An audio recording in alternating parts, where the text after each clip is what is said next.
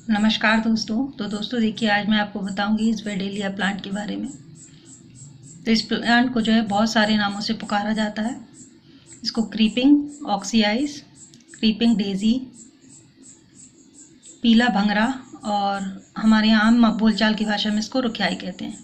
तो ये प्लांट जो है हमारे यहाँ बहुत ज़्यादा लगा हुआ पाया जाता है और इस प्लांट को आपने ज़्यादातर गार्डन्स में भी लगा हुआ देखा होगा। तो इसकी जो है लोग हैज़ भी बनाते हैं। तो इस प्लांट को अगर हम हैंगिंग बास्केट में लगाते हैं तो ये प्लांट बहुत ही खूबसूरत लगता है। तो आज मैं आपको बताऊंगी कि इस प्लांट को हम किस तरीके से वाटर में प्रोपोगेट कर सकते हैं और किस तरीके से इसकी पत्तियों का यूज़ हम कर सकते हैं। तो जैसा कि मैंने आपको बताया कि इस प्लांट को लगाना बहुत ही आसान है।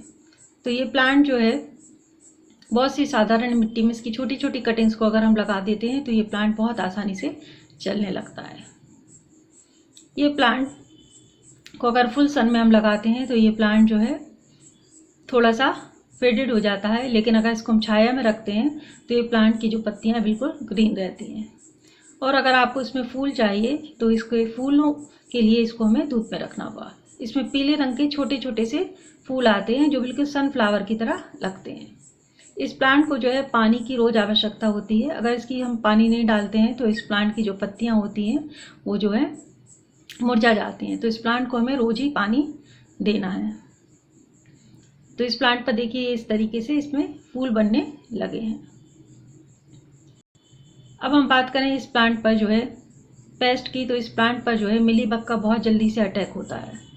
तो जब आपको लगे कि आपके प्लांट पर किसी तरह का कोई भी कीड़े का अटैक हो गया हो तो वो आप उस पर नीम ऑयल का स्प्रे कर सकते हैं या साधारण से आप सोप का भी स्प्रे कर सकते हैं। उससे मिलीबग्स जो है बहुत जल्दी भाग जाते हैं। इस प्लांट को जो है वैसे तो मैंने कोई भी फर्टिलाइज़र आज तक नहीं दिया है, लेकिन आप चाहें तो आप इसे गोबर की खाद को दे सकते हैं। इस प्लांट को हैंगिंग बास्केट में लगाना बहुत ही आसान है। जब इसको हैंगिंग बास्केट में लगाते हैं तो इसकी जो ब्रांचेस होती हैं वो बहुत लंबी होकर नीचे की तरह लटकती हैं। तो ये प्लांट जो है लंबाई में नहीं बढ़ता, ये प्लांट जो है नीचे लटकता हुआ बढ़ता है, इसलिए हम इसे हैंगिंग बास्केट्स में लगाते हैं। तो इस प्लांट को जो है जब हैंगिंग बास्केट में लगाएं तो इस तरीके से बराबर इसको पिंच करते रहें, जिससे कि हमारी हैंगिंग बास्केट जो है पूरी तरीके से भर जाए। मैंने भी पहले इसकी हैंगिंग बास्केट बनाई थी, लेकिन अब वो मेरी हैंगिंग बास्केट जो है ख़राब हो गई। तो इस प्लांट को जो है अब मैं आपको बताऊंगी कि इसको प्रोपोगेट करना कितना आसान है। अब इस प्लांट की पत्तियों का जो है रस अगर कहीं चोट लग जाए, उस पर लगा लेते हैं तो इस प्लांट पर जो है बहुत जल्दी से हमारी उस जगह पर खून रिसना बंद हो जाता है। इस प्लांट को खांसी में भी इसकी पत्तियों का यूज़ करते हैं और बहुत सारी इसकी मेडिकल वैल्यूज़ हैं। तो कहीं भी आपको इस तरीके से ये प्लांट लगा हुआ मिल जाए तो आप उसको ले आइए और उसको आप अपने घर में आसानी से लगा सकते हैं। तो इस प्लांट को जो है वाटर पे प्रोपोगेट करना बहुत ही आसान होता है।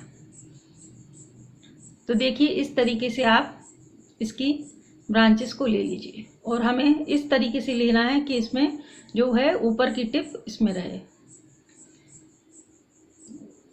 और इस तरीके से देखो आपको नोड एरिया से इस तरीके से कट करके लेना है और हमें पानी में इसको रखना है। पानी में रख देंगे तो इसमें बहुत जल्दी से रूटिंग स्टार्ट हो जाती है। रूटिंग आने में कम से कम इसमें 10 से 12 दिन का समय लगता है। तो चलिए मैं आपको बताती हूँ कि किस तरीके से हम इसे वाटर में प्रोपोगेट कर सकते हैं। तो देखिए ये एक गिलास में मैंने पानी ले लिया है। आप किसी भी बर्तन में पानी को ले सकते हैं और बस इसको हमें इसमें डाल के 7 से 8 दिन के लिए छाया वाली जगह पर रख देना है। छाया वाली जगह पर रख देंगे, उसके बाद हमें इसके 8 दिन के बाद इसके पानी को फिर से हमें बदल देना है। तो देखिए ये मैंने एक पौधे को पानी में लगा कर रखा है। तो इसकी देखिए मैंने प्लांट की कटिंग करी थी और उसी कटिंग को मैंने पानी में डाल दिया। तो ये देखिए इसमें कितनी अच्छे तरीके से रूटिंग स्टार्ट हो गई है।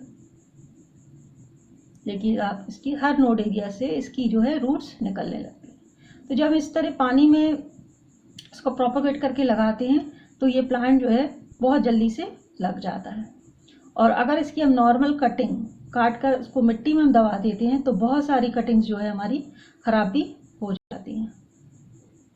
तो ये कटिंग्स मेरी थोड़ी पुरानी हो गई हैं, तो देखिए आप, ये थोड़ी थोड़ी सी इस तरीके से ब्लैक हो गई हैं, लेकिन ये पानी में बहुत जल्दी से लग जाता है। तो आपको कहीं भी इसकी छोटी से भी छोटी कटिंग मिल जाए तो आप उन्हें पानी में डाल दीजिए इस तरीके से, और उसकी रूटिंग स्टार्ट हो जाती है। इसके भी जितने नोड एरिया हैं वहाँ से इसकी रूट्स निकलने लगती हैं।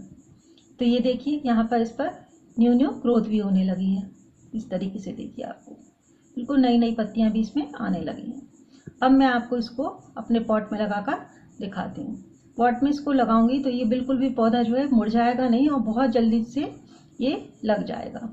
और अगर हम इसकी कटिंग्स को वैसे ही लगाते हैं तो वो हमारी कटिंग्स कभी कभी मुरझा भी जाती हैं। तो इस तरीके से देखिए, इसको मैंने साधारण सी मिट्टी ले ली है और जिस तरीके से हम अपने पौधों को लगाते हैं उसी तरीके से बस हमें इसमें इसको लगा देना है।